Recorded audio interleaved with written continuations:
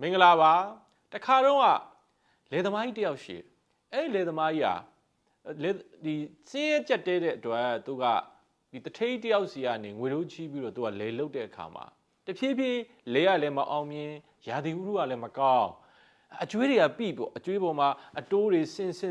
်ပြီးတော့မှသူနောက်ဆုံးပြန်အောင်မဆက်နိုင်တော့ဒါနဲ့သူလေတွေအားလုံးအဲ့တထိတ်ကိုထိုးအပ်ပြီးတော့မ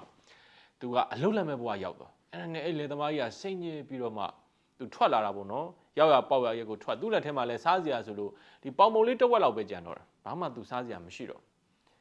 အဲ့အချိန်မှာသူ့ပဝင်းကြီးကတခြားသူတွေကဘာပြောလဲလောကမှာကံကောင်းစေတဲ့နမင်းဆိုတာရှိတယ်အဲ့ဒီကံကောင်းစေတဲ့နမင်းကိုမင်းရအောင်ရှာမင်းဘဝတော်တော်ကန်ဆိုးနေပြီအဲ့ဒီနမင်းနဲ့သာမတွေ့ဘူးဆိုမင်းဘဝဟာဆုံးမြုပ်သွားလိမ့်မယ်အဲ့နဲ့သူကရောက်တဲ့ရောက်ထွက်လာပြီးတော့မှပေါင်မုံလေးတစ်ချမ်းကင်ပြီးတော့အဲ့ဒီကံကောင်းစေတဲ့နမင်းကိုရှာတာပေါ့လေလမ်းမှာတွေ့တဲ့ရွာတွေကိုလည်းဝင်မေးတယ်ကံကောင်းစေတဲ့နမင်းကဘယ်နားမှာရှိတာလဲနတ်ကွန်းရှိလားလူတွေလည်းကြောင်တောင်ပဲမသိဘူးကြားတော့ကြားဘူးတယ်ကံကောင်းစေတဲ့နမင်းဆိုတာလောကကြီးမှာရှိတယ်ဘယ်မှာရှိမှမသိဘူးအဲ့ဒါ तू ရှာတယ်ဘယ်လို့မှ तू ရှာမရအောင်အဲ့ဒါနဲ့ तू တော်တော်လေးနေမြင့်လာတော့နေပူလာတဲ့အချိန်မှာဒီတစ်ပင်အောက်ဒီတစ်ပင်အရေးအောက်တစ်ခုတွေ့တဲ့အခါမှာ तू ဒီပေါင်မုံကလေးကိုစားမယ်ဆိုပြီးထိုင်လိုက်တဲ့အချိန်မှာအဲ့ဒီမှာလွန်သူ့ထက်ကိုပို့ပြီးတော့နော်ဒီဆင်းရဲပြီးတော့မှသူ့ထက်ကိုပို့ပြီးတော့ငတ်မွနေတဲ့ပုံပေါက်တဲ့လူတယောက်ကိုတွေ့တယ်အလွန်ဘလို့ခေါ်မလဲကြည့်လိုက်တာနဲ့နော်တော်တော်ငတ်မှုနေတဲ့ပုံပေါက်တဲ့သူတယောက်ကိုတွေ့တဲ့အခါကျတော့သူကလည်းသူ့ဆရာအစာတောင်းစားတဲ့အခါကျတော့သူ့လက်ထက်မှာရှိတဲ့ပေါင်မုတ်တစ်ဝက်ပဲရှိတော့တာဒါပေမဲ့ तू ကနည်းနည်းဖိုက်ကပြည့်နေသေးလို့ तू ခံစားတနာလာပြီးတော့ तू ကိုကျွေးလိုက်သူကဝမ်းသာသွားစားအဝစားပြီးတဲ့အချိန်မှာစကားဆက်မိတာပေါ့နော်ဘလို့ဖြစ်တာလဲကျုပ်လည်းပဲဒီလိုပဲလေဆုံးရှုံးသွားတယ်ခမရတဲ့အရင်ပို့ပြီးဆုံးရှုံးသွားကျုပ်ကတော့ဗျာအဲကံကောင်းစေတဲ့နမီးကိုရှာနေတာကံကောင်းစေတဲ့နမီးကဘာမှရှိမှမသိဘူးအဲ့လိုလည်းပြောလိုက်တော့ခုနလေတွေဆုံးရှုံးသွားတယ်လို့ပြောတဲ့ဒီသူ့ထပ်ပို့ပြီးဆင်းရဲပုံပေါက်တဲ့သူတယောက်ချက်ချင်းသူ့မျက်နှာတွင်ပြုံးသွားတာကိုမျက်နှာပြုံးပြီးတော့တခါတည်းကိုရောင်ကိုပါတောက်ပါလာပြီးတော့မသူကဘာပြောဝုန်းဆိုပြီးတော့နမီးဖြစ်သွားကံကောင်းစေတဲ့နမီးဟာကျုပ်ပဲတဲ့ဒါပေမဲ့ကျုပ်ကိုလောကမှာလူတွေကမတွေ့ဘူးနှလုံးသားဖြူစင်တဲ့သူတွေပဲကျုပ်ကိုတွေ့နိုင်ကံကောင်းဖို့ဆိုတာလူတွေတော်တော်များများနှလုံးသားအမဲကြီးတွေနဲ့လိုက်ရှာနေကြနှလုံးသားမဲတဲ့သူကကံကောင်းတဲ့နမင်းကိုမတွေ့ရဘူးခမရလည်းအစင်ပြေတာမဟုတ်အစင်မပြေတဲ့ကြားတွေကခမရမှာရှိတဲ့မုတ်တော်ဝက်ကိုတော့ကျုပ်ကိုကျွေးတယ်အဲ့တော့ခမရအခုကံကောင်းစေတဲ့နမင်းနဲ့တွေ့ပြီခမရကိုကံကောင်းအောင်လုပ်ပေးမယ်ဘဝတစ်လျှောက်လုံးခမရကံကောင်းပြီသာမှတ်ပြီးတော့ဆိုပြီးခယူသင်းတစ်ခုထုတ်ပေးတယ်ဒီခယူသင်းကိုခမရယူသွားအဲ့ဒီခယူသင်းကို၈ကြိမ်၃ခေါက်မှုတ်ပါဘယ်လိုမှုတ်ရမလဲ၈ကြိမ်၃ခေါက်မှုတ်ပြီးခမရလိုရစုတောင်းအမြဲတမ်းပြည့်စရာဟာပျော်သွားတာပေါ့ကျေးဇူးတင်ပါတယ်နမင်းကြော့ကျင်တော်မရလဲဝုန်းဆိုပျောက်သွားအဲ့ဒီလက်သမားကြီးခယူသင်းကိုကင်ပြီးတော့အိမ်ကိုပြန်လာတဲ့အချိန်မှာခုနသူအိမ်ပြန်ရောက်တဲ့အချိန်မှာသူကခယူသင်းကိုမှုတ်လိုက်တဲ့အချိန်မှာသူလိုတာတွေယူတာပေါ့နော်၈ကြိမ်၃ခေါက်မှုတ်လိုက်တာနဲ့အိမ်ကောင်းတွေရလာတယ်ဟလာတခါတည်းကြောက်တံပရံများတွေကချက်ချင်းသူ့မြို့မှာချမ်းသာတဲ့ကြွယ်ဝတဲ့သူတယောက်ဖြစ်သွားအဲ့ဒါနဲ့သူ့အကျွေးရှင်တထေးကြီးပုံမှန်ပြောရင်နှလုံးသားမဲမဲနေပေါ့နော်ဒီကောင်နေချင်းရချင်းချမ်းသာသွားသိမဟုတ်ဘူးငါအကျွေးတွေလည်းချက်ချင်းပြန်ဆက်သွားတယ်ဆိုပြီးတော့လက်သမားတစ်ဖြစ်လဲပေါ့အခုတော့တထေးကြီးဖြစ်သွားပြီပေါ့သူ့သွားပြီးတော့အစ်အောက်တာစကားအစ်အောက်ဟိုကလက်သမားကြီးကလည်းငကိုတဲ့ရိုးသားတဲ့သူဆိုအဲ့ခူသေးအကြောင်းသိသွားပါလိရေ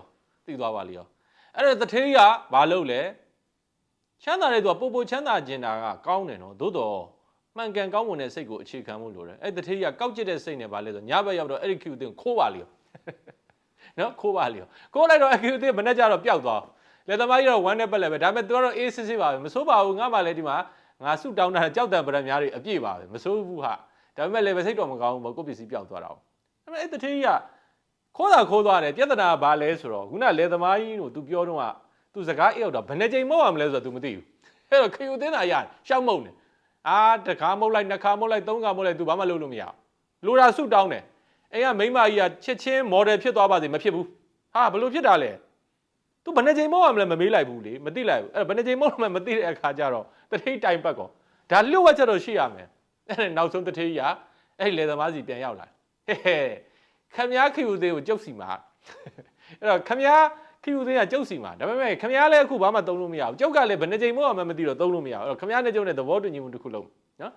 အဲ့ခမည်းကိုကျုပ်အခုခယူသေးပြန်ပေးမယ်ခမည်းခယူသေးမှုတ်ပြီးတော့စုတောင်းလိုက်တဲ့အခါတိုင်းခမည်းတစ်ခုရရင်ကျုပ်နှစ်ခုရအောင်ခမည်းလုပ်ပေးရခမည်းသဘောတူရမယ်ခ ခင်ဗျားတစ်ခုရတိုင်းကျုပ်နှစ်ခုရဖို့သဘောတူတယ်ဆိုရင်ခင်ဗျား Q တင်ပြန်ပေးမယ်ခင်ဗျား Q တင်ကျုပ်ဘယ်တော့မှလည်းပဲခင်ဗျားစီကပြန်မခိုးတော့သဘောတူလားလို့မို့ဆိုခင်ဗျားလည်းဘာမှသုံးလို့မရအောင်ကျုပ်လည်းဘာမှသုံးလို့မရအောင်နှစ်ယောက်လုံးအကျိုးမရှိလေသမားကြီးပထမတော့တိတ်တော့သဘောမတူချင်ဘူးဒါပေမဲ့ तू လည်းပဲ Q တင်က तू လည်းသုံးလို့မရကိုလည်းသုံးလို့မရဆိုသဘောတူလိုက်တာပေါ့နော်အဲ့နဲ့ယူလိုက်လေသမားကြီးကသူ့လေထဲမှာရေတွေခန်းချောက်လာတဲ့အခါကျ Q တင်ကိုမှုတ်ပြီးတော့မှ၈ချိန်၃កောက်မှုတ်ပြီးရေတွင်းတွင်းပေးပါရေတွင်းကြီးဖြစ်လာတဲ့အချိန်မှာတထေးအိမ်မှာရေတွင်းကနှစ်တွင်းဖြစ်သွားတယ်ဟာသူကကြောက်တံပရံများတည်င်းပေးပါလို့တောင်းတယ်တထေးအိမ်မှာနှစ်တင်းဖြစ်သွားကြာလာတော့လေသမားကြီးကအလွန်ရိုးသားတဲ့သူဆိုတော့ဒေါသထွက်တာနှလုံးသားဖြူစင်တဲ့သူတိုင်းလည်းပဲဒေါသထွက်တဲ့အချိန်ဆိုတာရှိတယ်လူတိုင်းကအမြဲတမ်းစိတ်ကောင်းဝင်နေတယ်လို့မယူဆနဲ့ဟဲ့လားလူတိုင်းက100%ကောင်းတဲ့သူ100%ဆိုးတဲ့သူဆိုတော့လောကကြီးမှာတကယ်ကပုရုဇဉ်တွေမှာမရှိနိုင်ကျွန်တော်တို့ကိုယ်တိုင်လည်းပဲကောင်းတာ90ဆိုးတာ90ပြေးနေတာပဲတခါတလေစိတ်ကကောင်းတဲ့စိတ်များတာပေါ့နော်တခါတလေကျရင်ဆိုးတဲ့စိတ်များတဲ့အချိန်လည်းရှိတယ်ဒါကိုစင်ကြင်ုံတရားနဲ့ထိမ့်သိမ့်မှုဖြစ်ကြာလာတော့ဒေါသထွက်တာပဲလူပဲကိုယ်စီကလည်းမတရားခိုးသွားသေးတယ်ဟဲ့လားကိုတစ်ခုရရင်သူနှစ်ခုရကို3ခုရရင်သူ6ခုရဒေါသထွက်ပြီးနောက်ဆုံးဘာလုပ်လဲဆိုတော့အဲ့ဒါတော်တော်စိတ်ဝင်စားဖို့ကောင်းတယ်နော်အဲ့တော့ဘာလုပ်လဲဆိုတော့လေသမားကြီးကဒေါသဒီကောက်ကျစ်တဲ့တထေးကိုတော်တော်ဒေါသထွက်တာနဲ့ဆူတောင်းဘလို့ဆူတောင်းလဲဆိုကျုပ်ကိုမျက်လုံးတစ်လုံးကောက်အောင်လုပ်ပေးစမ်းပါဗျာဆူတောင်းလိုက်တယ် Q သင်းကို၈ချိန်3កောက်မှုတ်သူ့မျက်လုံးတစ်ဖက်ကန်းသွားတဲ့အချိန်မှာဟိုတထေးဒုက္ခရောက်တာမျက်လုံးနှလုံးလုံးကန်းသွားတယ်မျက်လုံးနှလုံးလုံးမမြင်ရတော့ဟာအဲ့တော့မျက်လုံးနှလုံးလုံးကွယ်သွားတယ်သူကတော့ပီတိတော့ဖြစ်ဟာငါသူ့ကိုဂလဲစားချေလိုက်ရဒါပေမဲ့သူ့မျက်လုံးတစ်လုံးတော့ဘာဖြစ်သွားလဲဆုံးရှုံးသွားတယ်ဆိုတော့ဒီပုံမြင်လေးကနေကျွန်တော်တို့ကဘဝမှာဖွံ့ဖြိုးတိုးတက်အောင်မြင်ဖို့ဆိုရင်အရေးကြီးတဲ့ဒါကျွန်တော် negative တွန်းအားပေါ့လေဘဝမှာအောင်မြင်ဖို့ဆိုတာ negative တွန်းအားလူတွေကဘယ်အချိန်မှာစူးစမ်းလဲဆိုတော့မခံကြအောင်ပြောရင်စူးစမ်းတယ်နောက်တော့ဒေါသထွက်ရင်စူးစမ်းတယ်အဲ့ဒါ negative တွန်းအားတွေလို့ခေါ်တာပေါ့နော်ဂလဲစားခြေခြင်းစိတ်လို့လည်းခေါ်တယ်ဂလဲစားခြေခြင်းတဲ့အခါမှာစူးစမ်းတယ်ဟာလောကကြီးကိုမတရားဘူးငါဆွေမျိုးတွေကိုဂလဲစားခြေမယ်အေးမင်းတို့တွေမင်းမိုးကောင်းတော့ရွာတောင်းပေါ့ကွာဂျာကြီးမင်းတွေ့မယ်မင်းငါထီပေါက်မှမင်းတွေ့မယ်ဂလဲစားခြေခြင်းစိတ်နဲ့စူးစမ်းဒါ negative တွန်းအားပဲဒါပေမဲ့ဂလဲစားခြေခြင်းစိတ်ဟာခုနပြောတဲ့သူများမျက်လုံးနှလုံးကွယ်သွားတဲ့အချိန်မှာကိုယ်တစ်လုံးတော့ထိခိုက်သွားတာပဲဒါကိုကျွန်တော်ပြန်စဉ်းစားကြည့်ကြအောင်ဂလဲစားခြေခြင်းစိတ်နဲ့ပတ်သက်ရင်ကောင်းတဲ့ဂလဲစားခြေခြင်းစိတ်ဖြစ်အောင်ကြိုးစားလောကကြီးကိုဂလဲစားခြေရမယ်မှန်တယ်မတရားတဲ့လောကကြီးဂလဲစားတာခြေဘယ်လိုခြေမလဲကျွန်တော်မိတ်ဆွေလုပ်ငန်းရှင်တယောက်ရှိအဲ့လုပ်ငန်းရှင်တယောက်နဲ့ကျွန်တော်စကားပြောတဲ့အခါမှာဟောပြောပွဲတွေသွားနေစကားပြောတဲ့အခါသူကဘာပြောလဲဆရာတဲ့ကျွန်တော်တို့ငယ်ငယ်ကကျွန်တော်တို့ဆွေမျိုးတွေကကျွန်တော်တို့ပေါ်မကောင်းဘူးဆရာဘယ်လိုမကောင်းတာလဲဥက္ကဋ္ဌပြောပါဦးဆိုတော့အေးဗျာကျွန်တော်တို့ငယ်ငယ်ဆင်းရဲတယ်ဆင်းရဲတဲ့အခါသူတို့စန်နေစီတွေတွားပြီးတော့ချိတာပေါ့ဆရာသူတို့မှရှေ့ရသားနဲ့မပေးဘူးတဲ့ကျွန်တော်ဒီနေ့အောင်မြင်လာပြီကျွန်တော်ဒီနေ့အောင်မြင်လာတဲ့အချိန်မှာသူတို့ကောင်းကောင်းကလေးစားချိန်နေပြီဒါကျွန်တော်စိတ်ဝင်စားဟာပြောပါဥက္ကဋ္ဌကဘလို့ကလေးစားခြေတာလဲကျွန်တော်လည်းသိပြရစီဆိုဟဲတဲ့တော့ရည်ပြီးပြောတယ်ဆရာကဘလို့ကလေးစားခြေလဲဆိုတော့သူတို့အိမ်တွေကိုတစ်လောက်စံတအိတ်စီတပုံကျုပ်အမြဲပို့နေပြီ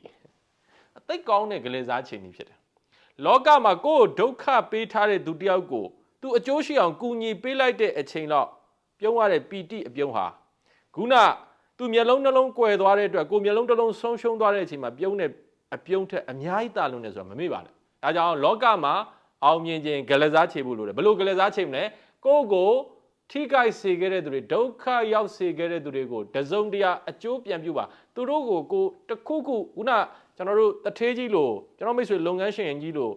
့ပြန်ပြီးတော့ဂလဲစားမှန်ကန်တဲ့ဂလဲစားချေနည်းနဲ့ဂလဲစားချေနိုင်မယ်ဆိုလူကျွန်တော်ရဲ့ဘဝဟာတဆင့်တက်တဆင့်မြင့်ပြီးတော့အောင်မြင်လာမှာဖြစ်ပါတယ်လို့ချစ်ခင်စွာမျှဝေပေးလိုက်ပါတယ်ကျွန်တော်မျှဝေမှုကနေလူကျွန်တော်အကျိုးရှိမယ်လို့အပြည့်အဝယုံကြည်ပါတယ်အဲ့တော့ကျွန်တော်ဒီ season ကြည့်တဲ့သူတွေအတွက်ကျွန်တော်ဆောင်းငါ့ကိုလက်ဆောင်ပေးဦးမှာဖြစ်တယ်အဲ့တော့ဒီ season မျှဝေလိုက်ပါမျှဝေပြီးသွားရင် comment မှာမျှဝေပြီးပါပြီလို့ဝင်ရေးပေးထားပါအဲ့ထက်ကငါ့ကိုထုံးစံအတိုင်းတယောက်တုံးနဲ့ကျွန်တော်လက်မနဲ့တူအိမ်နိုင်ရောက်ပို့ပေးမှာဖြစ်တယ်တင်တန်းတက်ချင်တဲ့သူတွေကတက်လောက်ကျွန်တော်တင်တန်းတစ်မျိုးပဲဖွင့်တယ်အခု12လပိုင်းမှာဖွင့်မှာကတော့ကျွန်တော်ရဲ့အောင်မြင်မှုပညာတင်တန်း success in life တင်တန်းဖြစ်တယ် online တင်တန်းဒီအခုလာမယ်12လပိုင်း2ရက်နေ့စမယ် online ကနေတစ်လတိတိတင်မှာဖြစ်တဲ့အတွက်ဘယ်ဒေတာမှမဆိုတက်နိုင်တယ်အပြင်လူတွေတင်တန်းကတော့12လပိုင်း6ရက်နေ့နဲ့9ရက်နေ့စနေနေ့2ရက်မှာမနက်10:00နာရီကနေညနေ6:00နာရီထိရန်ကုန်မြို့တော်ဝင်စင်တာ3လမှာရှိတဲ့ကျွန်တော်ရဲ့ Amron တင်တန်းကျောင်းမှာ2ရက်အချိန်ပြည့် Unity Chicken ဆိုတာတွေ့ဆုံပြီးတက်ရမှာဖြစ်တယ်အဲ့တော့ online မှာတက်ချင်အပြင်မှာတက်ချင်နာမည်ရဖုန်းနံပါတ်ကို comment မှာမရေးနဲ့ Messenger message မှာရေးထားပေးပါကျွန်တော်တို့ team ကဆက်သွယ်ပေးမယ် online ကပထမဦးဆုံးအယောက်100အပြင်ကပထမဦးဆုံးအယောက်30ကို 10% discount ပေးထားပါတယ်တင်တန်းအကြောင်းအသေးစိတ်ကိုဒီ page မှာဝင်ကြည့်နိုင်ပါတယ်အောင်မြင်ခြင်းတဲ့သူတိုင်းနဲ့အောင်မြင်မှုပညာတင်တန်းမှာ